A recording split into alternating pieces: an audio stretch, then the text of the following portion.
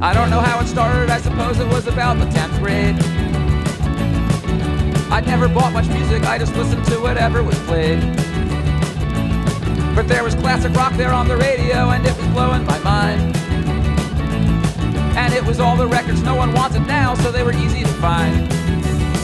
So I started getting LPs, they only cost a little, and these LPs were all the ones I needed from the 60s, with psychedelic art on all the great sleeves, much cooler and much cheaper than the CDs, and that's the way I caught the disease. I caught the disease for LPs. There wasn't any internet, a lot of times you just took a shot. Pretty soon you figured out which records would be awesome or not. If the year was from the 60s, it was probably good bang for your buck. If the year was from the 80s, it was guaranteed to totally suck. I started learning about the LPs. At that time, education just cost low fees. $3 for this Dylan record, oh yes please. And the Cream and Rolling Stones and Arlo Guthries.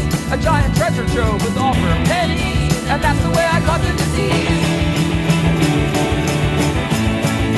I caught the disease for LPs. By 1994, I had completed all my Zeppelin and Floyd. I had all the early traffic, but their later stuff just made me annoyed. You realize that the radio just scratches at the top of the dirt. When $4 can buy you Crown of Creation with the lyric insert. So I had a lot of LPs. My friends were mostly clueless, it was just me in an ocean of cheap vinyl like a Black Sea. I hardly had an income, but it was easy. An awesome world awaited with a cheap key. And sometimes in the garbage they were just free. And that's the way I got the disease. I got the disease for LPs.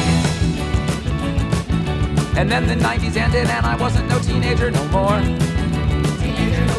But I started getting shakes if I was passing any used record store. I got the finger muscles you develop when you flip through a stack.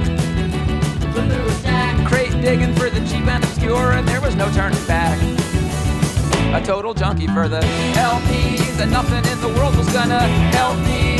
See me quit no sooner than see hell freeze. And there was nothing like the thrill of getting lucky. I'd be blind 5 sheets to the breeze. Cause the world was still awash in LPs. And I still had the disease for LPs. Nowadays that stuff is so expensive I don't bother to try. Everything's reissued and plus everything is priced really high. The field is overcrowded, it's impossible to get a good fix. So I walk right past the records, and I flip through all the used compact discs. Yeah, nowadays it's mostly CDs.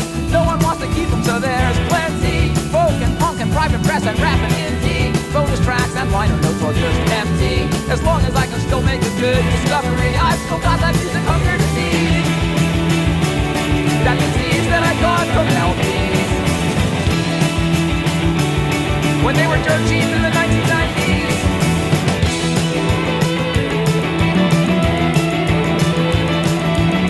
Whatever people don't want, that's the time to get it.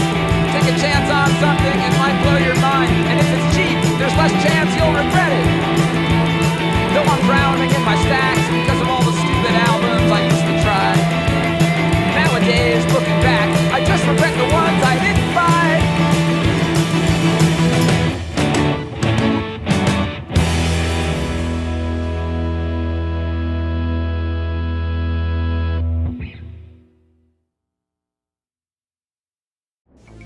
If you enjoyed the video, please click like and subscribe. And if you'd like to make a song request, please visit twitch.tv/PoizenJam. Cheers.